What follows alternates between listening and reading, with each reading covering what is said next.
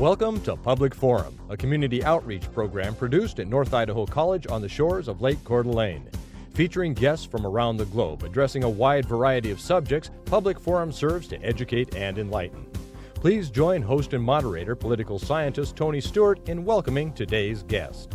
Our topic for today's program is college athletics, and certainly all you viewers know that from time to time there's a lot of attention given to the rules that govern collegiate athletics and the policies, and if someone has violated those in any way, and also the popularity of athletics in our country. We're so pleased to welcome to the program Al Williams, who recently was chosen as athletic director at North Idaho College, and he comes to North Idaho College in this program with very impressive credentials. He received an Associate of Arts degree from North Idaho College back in the 1970s, and he was also a member of the men's basketball team.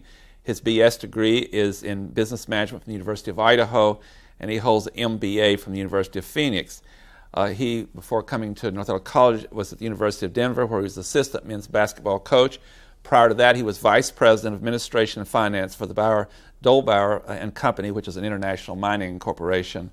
Al, welcome to the program. You come to our institution with a very unique background, not only just in athletics, but also in the business world, and we know you're highly qualified to address this subject. Welcome to the program. Thank you. It's good to be here. I'm very pleased to have two panel members with us to question our guest today. First of all, Janelle Burke, who is an attorney in the state of Idaho, and next to her is our Director of Public Relations, Erna Reinhardt. And with that, Janelle will start the questioning today. Many of us have read in the newspapers about so-and-so who is an athletic director at such and such a university, and they're taking this particular kind of action, but we may not understand exactly what an athletic director's responsibilities would be. Can you tell us what the job entails, please? Well, the job of an AD has evolved quite a bit over the years, and it's almost become a business function. But first and foremost, you're the eye of the athletic administration program. You're the spokesman for the program. You're the manager for all the athletic teams. You're responsible for fundraising. You're responsible for running it on a business-like manner so that you're financially viable for the college. And you're also responsible for letting people in the college athletics programs know what the rules are and that sort of thing as well? Well, then, again, I could talk about the diversity of the program. You're bringing them in there to find out more about the program, but you're also making sure that, first and foremost, your kids are going to graduate. And I think that's what we want to make sure, that we're student athletes first. But the student part, again, comes first. We make sure that our kids come here understanding that we are here to get an education first, and then we provide athletics as entertainment to the community. Erna Reinhardt. I'm going to follow up, Al, on the student-athlete part. Being a college athlete, students have to be under a lot of pressure. Not only are they coming to college, which is a huge adjustment in their lives, but they're also, most of them have been successful high school athletes, and now they're coming into a whole new arena of college athletics. How does North Idaho College, or any college in general, what kind of things do you guys do as an athletic department to help students, athletes succeed? Well, initially, the first thing we do when we get them on campus is orientate them, because for a lot of these students, it's their first time away from home, and we have to let them know that there is a much higher level of accountability, higher level of responsibility, and there isn't anybody to get you up out of bed and make sure you go to class. So we educate them on what we expect from them as student athletes, and also remind them that it's a partnership. A lot of them are here on scholarships. We want to make sure that they uphold their part of the bargain by being students first, so that they can remain eligible in the athletic field. I want to broaden this discussion to a number of rather high-profile cases that have happened in our country recently. Certainly the athletic director of the University of Washington, Seattle, has had some challenging issues recently in her tenure as athletic director. There's a notoriety about what happened to the football coach at the University of Alabama, and the athletic director and the president of the institution had to address that question, and there have been others. And some schools have lost their right to participate in certain tournaments or bowl games, whatever, because of violation of rules. Al, could you share with us, both from the perspective of the community college rules and then also the NCAA rules? Now, I know there's a difference in the requirements. Could you just take us through some general requirements as far as grade performance and finances and what students can and cannot receive in a very general way. Because I know that our public cares about more than anything else is when there are violations and what happens to that institution. Well, primarily at the Division I level, you're allowed to get scholarship, which really entails room and board, tuition, and books. And you're actually not even allowed to provide transportation at the Division I level to get back and forth. So it is a hardship on some students when they come from lower income areas where they're not even given enough money to go back and forth to school. So there are a lot of restrictions that don't allow the kids to even get jobs as long as they're on scholarships. So that's why there's some demand about allowing kids to have a little pocket money, because there are a lot of limitations of what you can do at a Division I institution. If I could just interject there before we go to the community college level too. As you in that position, or athletic director at a university, and even the coaches and all, how do you instruct booster club members or others in the community to say, if you do something for this student, we don't even know anything about it, we still are penalized? And so how do you police that? Isn't that a great challenge? Well, it's so broad, because if you've ever been affiliated with the university, whether you were alum, you've ever donated to the booster program, or even given a gift, you are essentially an associate of that university, and you will be for the duration of your life. And so you can't legally give any gifts to a student athlete, otherwise that puts your university in jeopardy for probation. So you can't take them out to dinner, you can't give them a car, you can't give them a job, for example, if it's, there's so many things that an enthusiastic booster might want to do, particularly for an outstanding player, but they are absolutely getting that university in trouble if they do that. Well, a lot of them are good intention. They just don't realize that there are so many rules that they're breaking. And you are allowed to give a student a job in the summer, but it can't be what a normal student coming to you would get. So you can't give an athlete special benefits just because they are an athlete. In other words, if you hire them in the summer, you have to hire them at the same rate you do other employees. Exactly. And again, they're only allowed to make so much over the summer too. But again, they don't want to make it where it's so easy for boosters to come out and give them large sums of money. And that's sometimes hard to monitor when you're things are done behind the scenes that even the AD might not be aware of, but still you're responsible for being managing your program. The other question there would be too that is it wise for athletic directors and all to send a rather detailed letter to all their boosters or people involved saying these are the things you can't do, so they are at least informs, increasing the chance they won't violate the rules? Well, most institutions have a handbook that they provide to boosters, and we do try to educate them at our booster club meetings. But there's one thing to listening, other thing as far as hearing what's being said. And we can tell you what you're supposed to do, but some boosters just in their enthusiasm for the program just violate them. And again, sometimes it's unintentional, but they just want to do so well to see their team do well and be visible on TV that they get a little bit out of line. And to have institutional control, as an AD should have, you have to almost have the ear of the community to find out what's going on. So you really have to get out there and be a lot more visible so you can know what's going on, so you're not caught off guard when these things do surface. And warn the students not to do that, not to take those things. How is there's a National Association of Community Colleges, which we belong to in our athletics. How are those rules different from the NCAA rules? Well, if you're a scholarship athlete, or again, it varies on different levels. Here, we're allowed to give full scholarships in some programs, and then room and board in some programs, but they're not always equally funded. But you are allowed to at least give a student who's on scholarship a round trip from home in the fall and back home in the spring. So that's the NCAA does not allow. NCAA does not allow that. So that's a big difference, and it really helps these kids. But again, when you're in 2 years college, normally you don't have the money to provide room and board for all of your athletes, so some might get a little more than others. You just have to spread the wealth for some of your more visible programs. Under those rules, are the students allowed to work during could a booster club member give a job to a student during the regular year?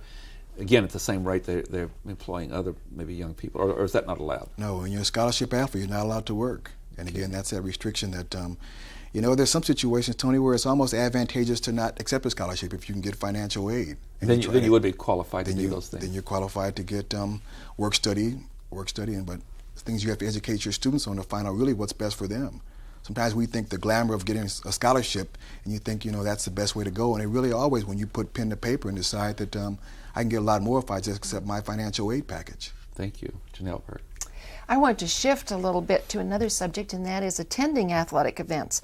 One of the things that the athletic director does, as you indicated, was work on the programs that are going to be offered that community individuals can go to see. And we have friends who love to go to the NIC games. They say that it's very good entertainment.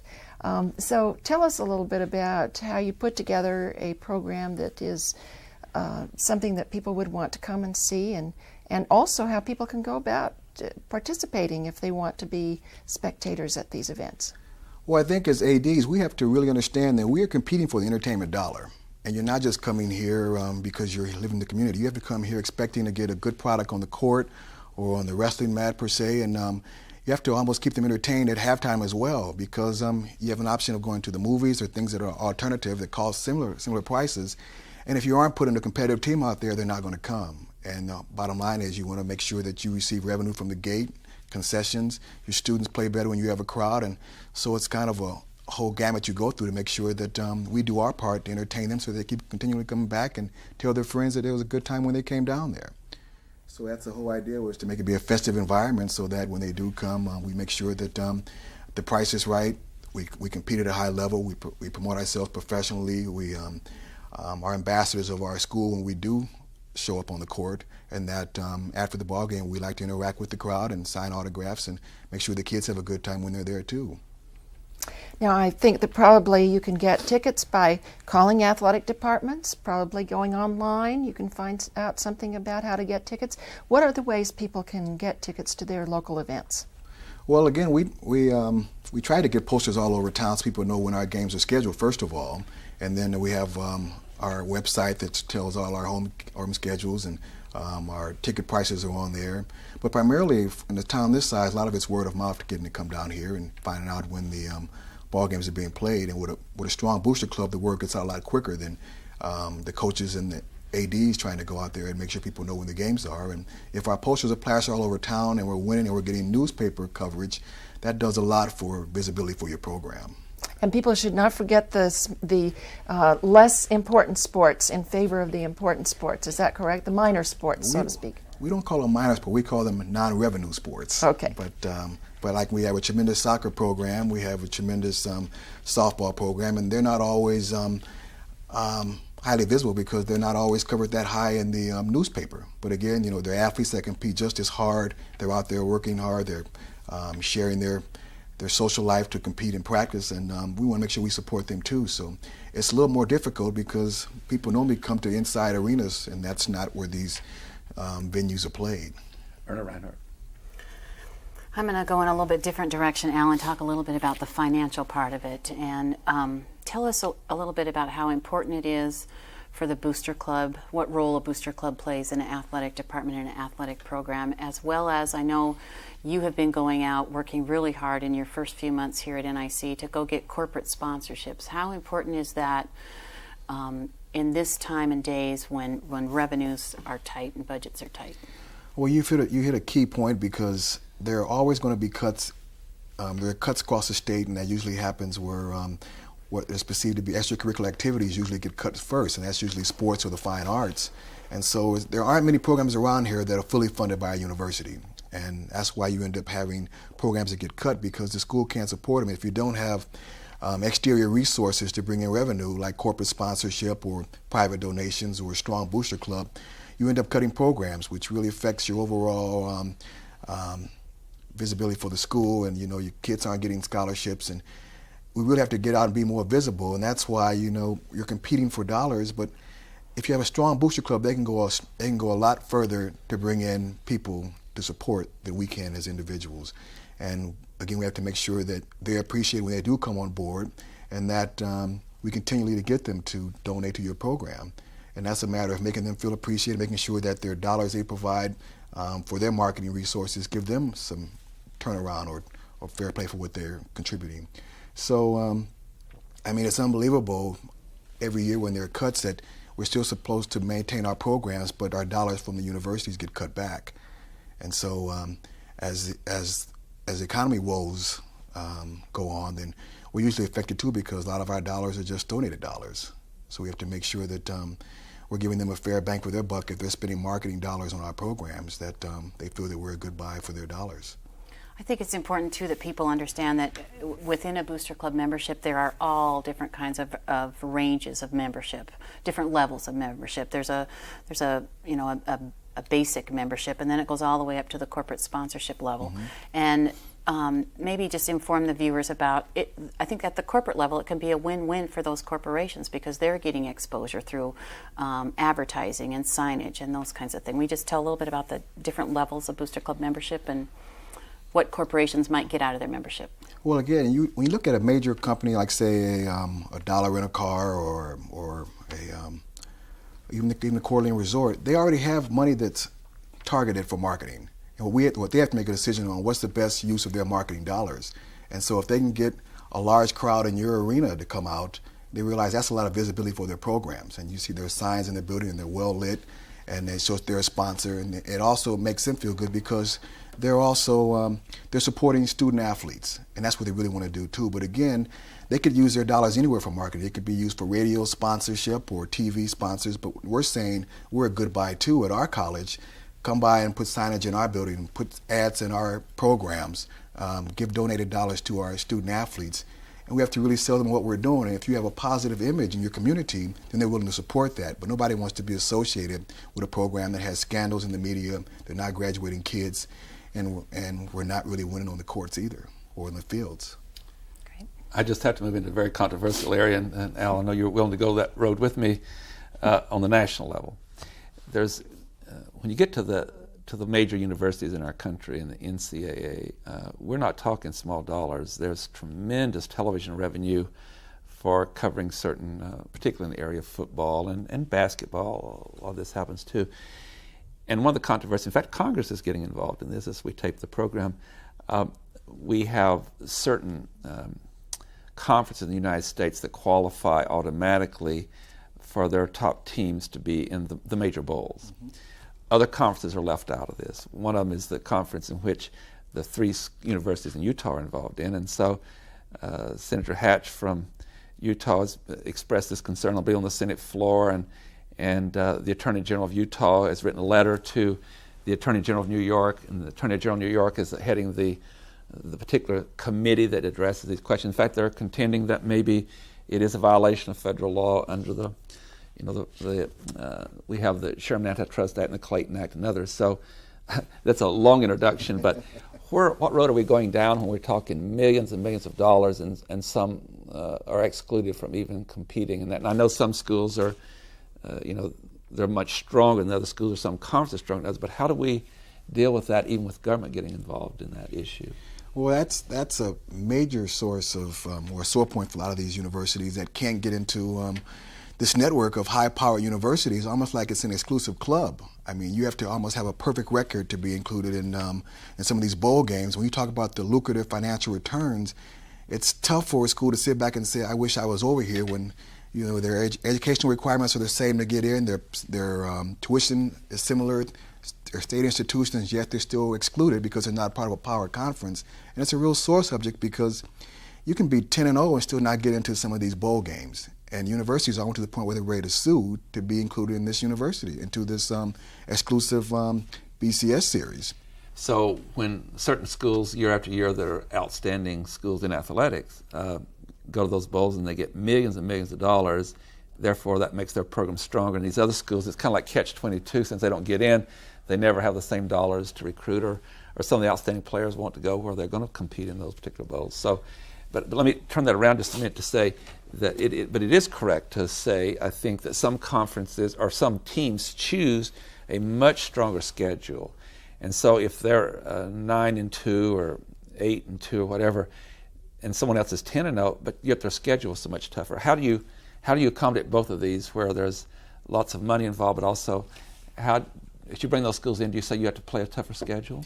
But it's so much harder for what I like to call them mid-major conferences, because the big schools won't play them on an even field. They won't come to your field and play you. They only invite you to come to their arena to play with their officials, and it makes it harder for you to win if you do get a ball game. That's why they call them guaranteed games, because it's a guaranteed win. And that's the only way they'll play you is for a big gate receipt if you come to their field and play, and your chances of winning there aren't very good. And that you're even lucky if they will even play you a lot of times if you get to be too good, because they don't want to risk you coming in their arena and beating them. However, if you come to their arena, there's a lot more money for both teams than if you go to the other arena. That's money comes in again. Yeah, and that's what it's all about, is buying wins, and they can buy a win when they have a lot more money to play with than a mid-major, and that's why a lot of these schools will take that jump from, say, a 1AA classification to a 1A, because the money they get on these buy games will pretty much keep them in the black or somewhere near the black as far as the financial bottom line for the athletic programs overall. So you become a sacrificial lamb a lot of times to support the rest of your programs for the university. And I have one more question. I want to praise you as I give you this question, because you are just a man of great integrity, and I've heard some of your comments and philosophies about your first duty is to graduate from the institution, and second comes athletics. And as an athletic director, you're to be praised for that. My question again is quite across the country. How serious is the problem of some outstanding athletes being recruited, but the whole focus is on what they can do for that team and winning, and secondary is graduation? How serious is that problem, and what should we do to make sure an athlete is not used? Now, some of them go on to be pros, and of course they financially do well the rest of their life, but the great majority will never become pros. And that's what you really have to get parents to understand as well as the kids, because parents are very influential in this too. But when you go out and you're trying to sell a kid on your school, I think you have an obligation to do whatever we can to help a student graduate. And what I tell the kids when I talk to them when we're doing the orientation is that you don't want to let the school use you. And I think if you're here for 2 years or 4 years at a school and you walk out and all you have is a bunch of non-transferable credits, you really allow the school to use you. And we reinforce that because there are much higher restrictions when you come from a 2-year school, because they're realizing that they're going through and they're not getting credits that are going to prepare them for life, and yet they have enough to keep you eligible. And if you allow that to happen to you, you're being used by the program, you're being used by the school, and you've really let yourself down. And so we strongly advise academic advisors at our school to make sure the kids stay on a path where they have something when they come out after 2 years at a community college or 4 years at a university, because you don't want to be at the point where after 4 years in school you go out and you can't go out and sell yourself and get a job, and you don't have a piece of paper to represent what you've done, and yet the school has benefited off you financially if you brought fans into the arena.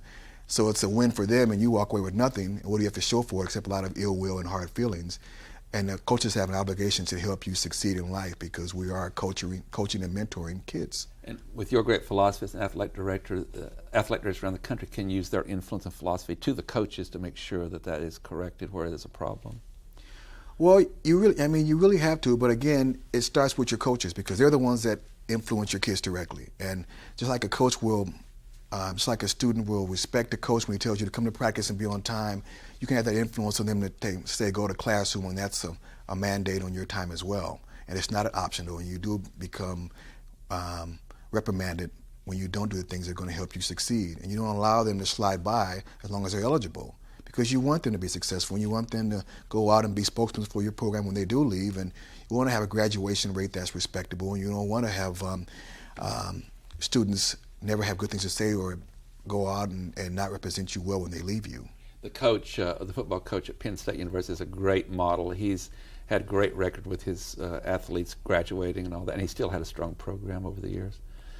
With that, we'll turn to Janelle. Well, Tony asked a series of wonderful questions about recruiting, but I want to ask a series now about the relationship between the athletic director and the coaches, and what kind of influence, what kind of a relationship is that? Are you their boss? Are you sort of on some kind of is there an arrangement, an agreement? I mean, what is the relationship between athletic directors and their coaches? Well, you are first and foremost their boss. And there are some programs where sometimes the coaches appear to be bigger than the AD, but technically you are their boss. And a lot of times you want to have a coach that you hire that you feel comfortable working with as somebody who represents your same values, because it doesn't help if you have strong values academically and your coach is just concerned about winning and puts that first and foremost. And so there is that relationship that they have to buy into if they're going to be on your staff. And coaches also should have some obligation of that being part of their evaluation process too, so that if they're not graduating, that there should be some kind of penalty there. So you can have your own set of rules as an AD that kind of keep your coaches in line and keep them responsible for what they should be doing for the kids. But sometimes there's tremendous pressure on the athletic director if the coaches aren't winning to eliminate that coach, to fire that coach and get on with a more winning program. And you're absolutely right. That's a kind of a double-edged sword too, because I mean, a coach can have an outstanding graduation rate. If he's not winning, he still can get ousted because the alumni play such a strong part in the visibility of the school. And when your school's not winning, you don't have bragging rights in the community, and you can't strut around, and you stop giving money, and that affects you too. So it's important that you have a coach who has credentials on both sides. Erna Reinhardt. Oh, I have 3 questions, and I know I only have time for one, but I'm going to ask 2. What do you like best about your job? And after that, what's the most challenging thing in athletics, collegiate athletics in America today? What I like most about my job is getting out and meeting people in the community, because you're the eyes of your athletic department, and getting out and just promoting your program and networking. That's a part that really gets me going in the morning when I know I'm going to meet people that support us. And your second part, I forgot that second question. The biggest challenge. The biggest challenge is making sure that you have that balance you talked about, is having winning programs, strong academics, and community support, and also, what's more important, faculty support, because administration plays a strong part in how you're perceived on campus as well. We have time for one more quick question. You had a third part to your What do you look for when you hire a coach? Because that's important. Integrity, character, honesty, because what he does represents you. You have to make sure somebody who represents you is going to do it in the same light that you'd want to have brought on your program. So first and foremost, integrity. Awesome. Oh, what a good note to end the program. And Ernie, you got all 3 questions in, which I'm very pleased you did a great job of, and Al did a great job of being very precise about that. Al Williams, Athletic Director of North Idaho College, thank you for spending this 30 minutes with us. We've enjoyed it immensely, and good luck in your work, and we are delighted to have you on board at North Idaho College. Thank you. And I want to thank the panel for their outstanding questions, and our staff. Ladies and gentlemen, we've enjoyed bringing you this program. It's been some time since we've discussed college athletics on this program, and we certainly thought it was overdue. And we also want to introduce you to our new athletic director. As I said, he has the right philosophy and understands the balance between academic and technical programs performance and the athletic program itself. We'd like to invite you to be with us again next week at this very same time, when we will move to another subject, and we always like to hear from you what you would like for us to do, and with that we do respond to those requests in trying to bring the subjects that you're most interested in, and we over a year have a great variety of subjects. Please have a good week. I am Tony Stewart.